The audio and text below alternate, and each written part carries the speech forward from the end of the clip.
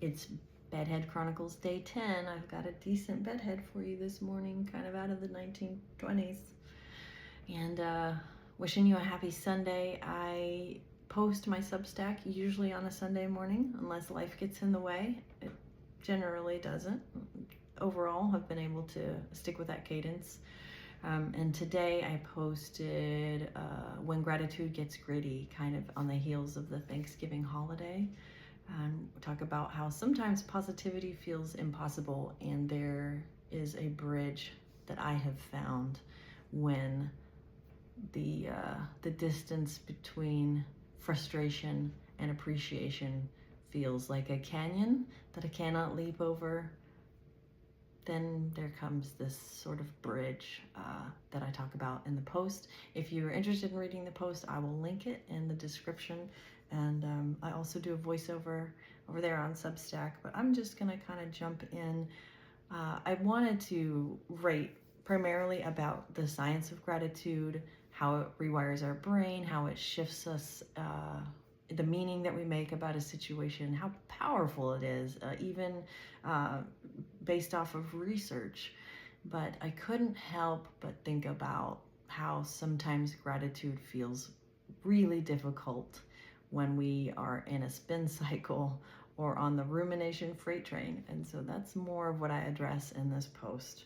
So you can find research all day long on the power of a gratitude practice, which I highly recommend. And as I go into 2026, I want to make that a part of my daily routine, because it truly does help us rebuild our perspective about things. But I'm just gonna read a little excerpt. Like I said, at the end of the day, gratitude literally shifts our neurobiology and rewires our brains.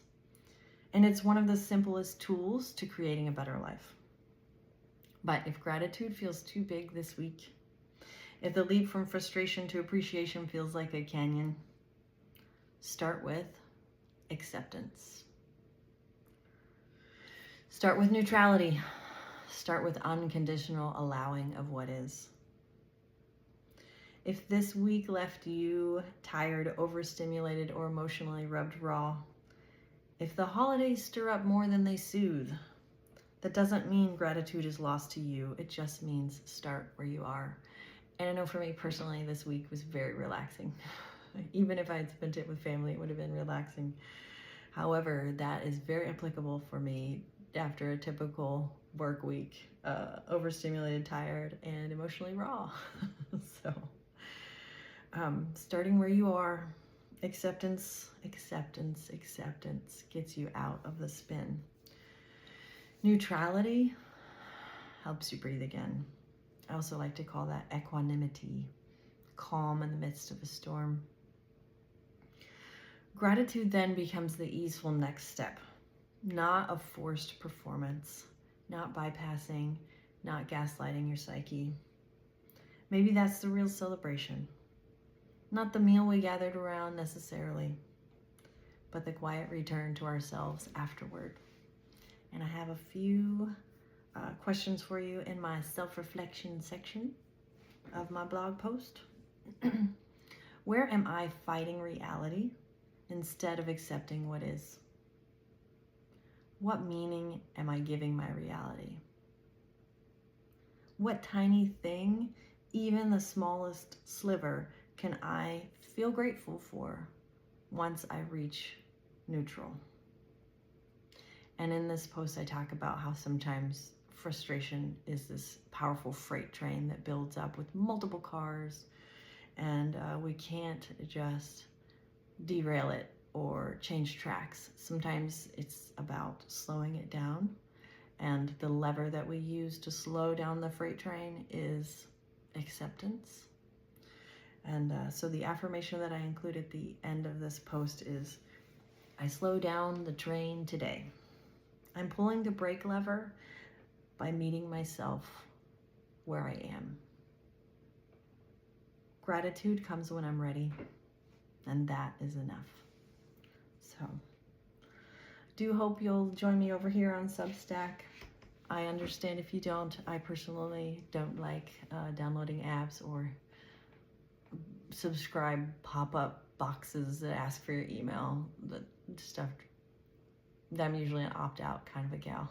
I also don't love email inbox fatigue, you know, all the stuff that hits. But if this resonates with you, I will certainly link it, and appreciate the support and the reads. And more than anything, I appreciate the comments and the dialogue, because to me, this all feels like a conversation, or I want it to be a conversation. Because that's how we learn, I think, through our stories, through our shared experiences, through our conversations. I could sit here and read you a study, and most of it would probably just go right over.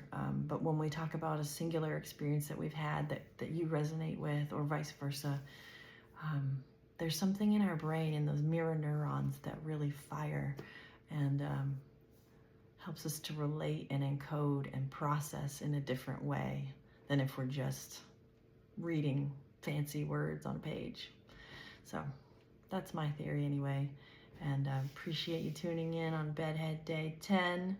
We're just keeping it going, and I did start up adding these to my YouTube channel, so I'm gonna try to build that out a little better. Learning the technology and the electronicals of that is overwhelming, but I've been motivated to watch YouTubes about YouTubing. So what an interesting world we live in.